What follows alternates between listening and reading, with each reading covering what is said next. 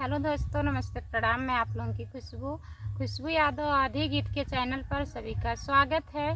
मैं आप लोगों के बीच में आज बेटा विवाह गीत सुनाने जा रही हूँ। कैसा लगेगा आप लोग कमेंट में ज़रूर बताइएगा और ढेर सारा प्यारा आशीर्वाद दीजिएगा हमारे गाने को।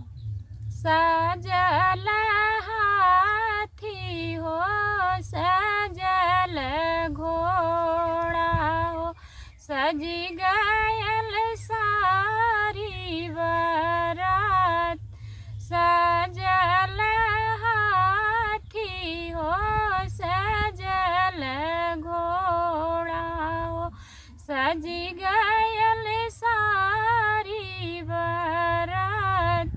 जाई बरतिया जनकपुर ठाढ़ी हो। हम तो ऐसे पूछली हो, जनकी कहाई न हो।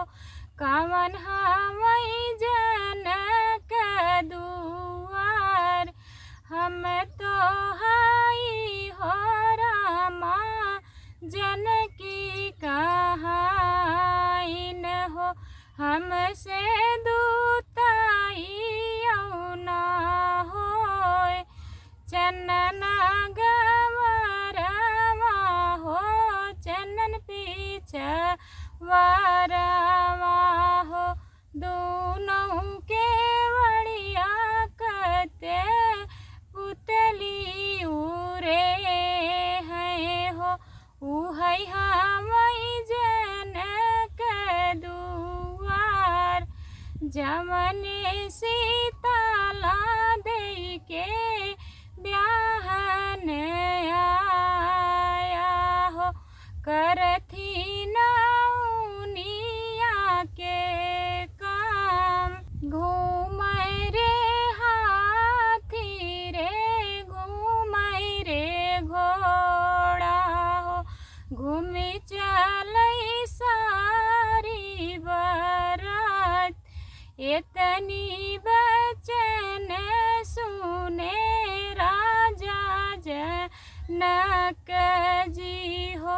धैली है घोड़े के लगाम, किया सीता लांगड़ हो, किया सीता लूज हो।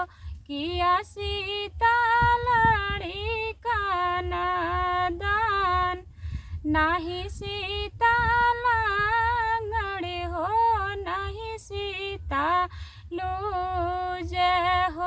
नाही सीता लड़ी का नादान, जवने सीताला जी के ब्याहन आए हो। करली नौनिया के काम, जवने